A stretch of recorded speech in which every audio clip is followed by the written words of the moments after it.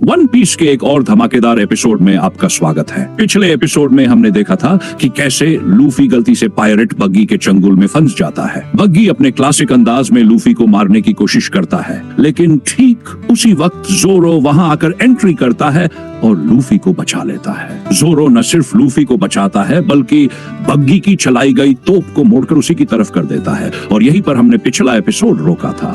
तो चलिए बिना किसी देरी के आज का एपिसोड शुरू करते हैं। अगर आपने चैनल को अभी तक सब्सक्राइब नहीं किया है तो मेक श्योर टू सब्सक्राइब, और अगर पहले से कर रखा है तो thank you so much. Episode की शुरुआत एक धमाके के साथ होती है और इसी धमाके में पायरेट बग्गी उठ चुका होता है। दूसरी तरफ हम देखते हैं रोरोनो और जोरो को, जो खुद बुरी तरह से घायल है लेकिन फिर भी लूफी को उस धमाके वाली जगह से दूर ले जा रहा होता है। तभी जोरो को नामी दिखाई देती है और वो लूफी से पूछता है, क्या तुम इस लड़की को जानते हो? जिस पर लूफी जवाब देता है, हाँ मैं इसे जानता हूँ, ये हमारे ही क्रू की है और ये हमारी नेविगेटर बनेगी। यहीं से एपिसोड का टाइटल आता है, डेस्परेट सिचुएशन बीस्ट टेमर मोजी वर्सेस लूफी। इसके बाद हमें नामी का रिएक्शन दिखता है, जहाँ वो पूछती है, आखिर जोरो अपनी जान खतरे में डालकर तुम्हें क्यों बचा रहा है? वहीं दूसरी ओर कैप्टन बग्गी की हालत दिखाई जाती है, वो अब भी जिंदा होता है। बग्गी हंसते हुए कहता है, इन्हें क्या लगा मैं मर गया? और फिर अपने खास आदमी से कहता है, मुझे तुम्हारी जरूरत है। इसके बाद मोजी को दिखाया जाता है, जो कहता है, आपको कोई दिक्कत तो नहीं है ना अगर मैं रोरोनो और जोरो का गला काट कर ले आऊं? यहाँ नरेटर बताता है कि मोजी एक बीस्ट टेमर है। वन पीस की दुनिया में बीस्ट टेमर्स भी मौजूद होते हैं। ये वो लोग होते हैं जो जानवरों, डेमन्स या ड्रैगन्स को कंट्रोल कर सकते हैं। अब अगले सीन में हम जोरो और लूफी को एक कुत्ते के सामने खड़ा देखते हैं। इसी बीच नामी लूफी से कहती है कि उसके पास चाबी है और वो उससे उसे आजाद कर सकती है, लेकिन जैसे ही नामी उन्हें चाबी देने लगती है, वो चाबी गिर जाती है और वह कुत्ता चाबी को निगल जाता है। ये देखकर जोरो कहता है, अब लूफी तुम बाहर कैसे निकलोगे? जिस पर लूफी जवाब देता है, ये तो मुझे भी नहीं पता। अब इन सबको दूर से एक आदमी देख रहा होता है और वह चिल्लाता है, तुम सब उस कुत्ते से साइड हटो। वह आदमी आकर जोरो की हालत देखकर कहता है, इसका तो बहुत ज्यादा खून निकल रहा है, इसे जल्दी बैंडेज करना होगा। फिर वो जोरो को अपने घर ले जाता है। अगले सीन में वही आदमी बताता है कि मैंने उस लड़के का बैंडेज कर दिया है और वो अंदर सो रहा है। यहाँ पर लूफी और नामी उससे पूछते हैं, तुम कौन हो? जिस पर वह आदमी बताता है कि वो इस टाउन का मेयर है। फिर वो उस कुत्ते को खाना देता है। नामी पूछती है, क्या ये आपका कुत्ता है और ये यहाँ इतने समय से बैठा क्यों है? जिस पर मेयर कहता है, नहीं ये मेरा कुत्ता नहीं है, मैं बस कभी कभी इसे खाना दे देता हूँ। ये यहाँ इसलिए बैठा है क्योंकि ये अपने मरे हुए मालिक की दुकान की रखवाली कर रहा है। इस कुत्ते की कहानी जानकर लूफी को बहुत बुरा लगता है और ये देखकर वो कुत्ता लूफी के पास जाकर बैठ जाता है। लूफी उस कुत्ते से कहता है, तेरी स्टोरी तो बहुत सैड है, पर यार चाबी तो दे, मुझे बाहर निकलना है। इसी बीच वहां आता है बीस्ट टेमर मोजी। लूफी मोजी को देखकर कहता है, तुम्हारी कैप बहुत गंदी है। जिस पर मोजी जवाब देता है, ये मेरी कैप नहीं, ये मेरे बाल है। फिर मोजी अपना इंट्रोडक्शन देता है, मैं एक बीस्ट टेमर हूँ और मैं इस दुनिया के किसी भी जानवर को कंट्रोल कर सकता हूँ, यहाँ तक कि तुम्हारे इस कुत्ते को भी।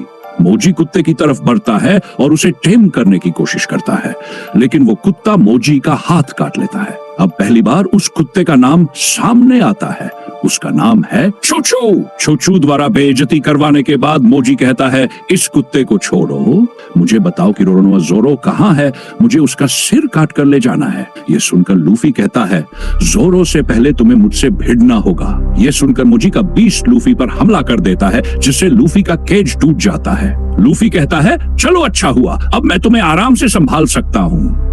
इतनी ऊंचाई से गिरने के बावजूद जब लूफी को कुछ नहीं होता तो नामी कहती है, तुम हो क्या? तुम्हें कुछ होता क्यों नहीं? इंसान हो या कुछ और? लूफी हंसते हुए जवाब देता है, जब तक मैं पायरेट किंग नहीं बन जाता तब तक मुझे कुछ नहीं होगा। फिर हम चोचो को उस बीस्ट टेमर के सामने डटा हुआ देखते हैं। उसकी हालत खराब है पर उसके हौसले में कोई कमी नहीं, और यहीं से हमें चोचो की एक इमोशनल बैक स्टोरी दिखती है।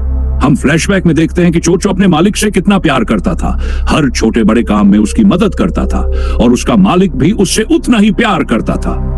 इसलिए अब चोचो ने ठान लिया है, चाहे कुछ भी हो जाए वो अपने मालिक की दुकान की रक्षा करेगा। सीन वापस प्रेजेंट में आता है। चोचो बीस्ट के सामने खड़ा होता है, उसका शरीर कांप रहा होता है लेकिन उसके कदम नहीं डगमगाते। तभी बीस्ट टेमर अपने बीस्ट को चोचो पर अटैक करने का ऑर्डर देता है। एक जोरदार हमला होता है और खून उड़कर सीधे दुकान के बोर्ड पर जा लगता है। चोचो की आंखों के सामने उसकी वही दुकान जल रही होती है जिसे मोजी ने आग लगाई थी। तभी वहां लूफी आता है और चोचो को इस हालत में देखकर उसे बहुत गुस्सा आता है। दूसरी तरफ हम देखते हैं कि मोजी अभी भी जोरो को ढूंढ रहा होता है। वो अपने हाथ को देखता है और कहता है, उस कुत्ते ने मुझे काट लिया, अगली बार मिला ना तो जान से मार दूंगा। उसी वक्त वहां लूफी पहुंचता है। लूफी को देखते ही बीस्ट टेमर और उसका बीस्ट उस पर हमला कर देते हैं, लेकिन लूफी बिना घबराए अपने हाथों में स्पाइरल घुमाकर उस शेर की गर्दन को पकड़ता है और एक ही झटके में नीचे पटक देता है। शेर वही ढेर हो जाता है। मोजी चीखता है, तूने मेरे रिची को मार डाला। लूफी कहता है, गम गम फ्रूट, वही फल जो मैंने खाया था। ये सुनते ही मोजी डर जाता है। तुम्हारे पास भी डेविल फ्रूट की पावर है? हाँ, लूफी जवाब देता है। अब मोजी माफी मांगने लगता है। मुझे माफ कर दो, मैं नहीं मरना चाहता। लूफी की आंखों में अब चोचो की जली हुई दुकान का अक्स है। तेरी माफी से चोचो की दुकान वापस नहीं आएगी और न ही उसका दर्द मिटेगा। इसके बाद लूफी अपने गम गम फ्रूट की ताकत से एक ही पंच में मोजी को उड़ाकर ढेर कर देता है। इसके बाद एक साइलेंट मोमेंट में लूफी बचा हुआ आखिरी पेट फूड का पैकेट चोचो के सामने रखता है। माफ करना दोस्त, तुम्हारे लिए बस इतना ही बचा पाया। चोचो कुछ नहीं कहता, बस वो पैकेट अपने मुंह में पकड़कर धीरे धीरे वहां से चला जाता है। अब हम देखते हैं कि मोजी की हार की खबर कैप्टन बग्गी को मिलती है। वह गुस्से से चिल्लाता है, मुझे तुमसे ये उम्मीद नहीं थी, लेकिन अब स्पेशल बग्गी तैयार किया जाए। अब सीन कट होता है। मेयर लूफी और नामी से कह रहे होते हैं, मैंने ये टाउन अपने दोस्तों के साथ मिलकर 40 साल पहले बनाया था, अब कोई भी इसे मुझसे नहीं छीन सकता। लेकिन उसी वक्त एक जबरदस्त धमाका होता है। लूफी चौंक कर कहता है, अरे वहां तो जोरो सो रहा था। मेयर दुखी होकर कहता है, अब वो लड़का नहीं बचा होगा, उसे भूल जाओ। लेकिन तभी धुआं छंटता है और जोरो की आवाज आती है, सुबह हो गई क्या? इतनी नींद काफी नहीं थी। जोरो को देखकर लूफी और नामी की जान में जान आती है, लेकिन मेयर अब भी गुस्से में है। 40 साल लगे इस शहर को बनाने में, अब किसी अरे गहरे को इसे तबाह नहीं करने दूंगा। दूसरी तरफ कैप्टन बग्गी अपना स्पेशल बग्गी लेकर शहर को उड़ाने ही वाला होता है।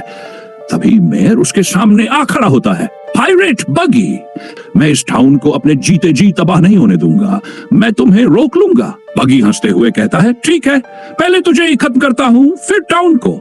बग्गी अपनी डेविल फ्रूट की पावर का इस्तेमाल करके मेयर का गला दबाने लगता है, लेकिन तभी वहां पहुंचता है लूफी। लूफी तेजी से आकर बग्गी के हाथ को पकड़ लेता है और उसी वक्त वहां नामी और जोरो भी पहुंच जाते हैं। इतने में लूफी गुस्से में बग्गी से कहता है, अब सच में बहुत मन कर रहा है तेरे से लड़ने का और तेरे पिछवाड़े को सुझाने का। और लूफी के इस धमाकेदार डायलॉग के साथ हमारा ये एपिसोड यहीं पर खत्म हो जाता है। अगर आपको ये एपिसोड पसंद आया हो तो वीडियो को लाइक जरूर करना, चैनल को सब्सक्राइब करना मत भूलना और हाँ, नीचे कमेंट करके बताओ कि आपको चोचो की बैक स्टोरी ने कितना टच किया।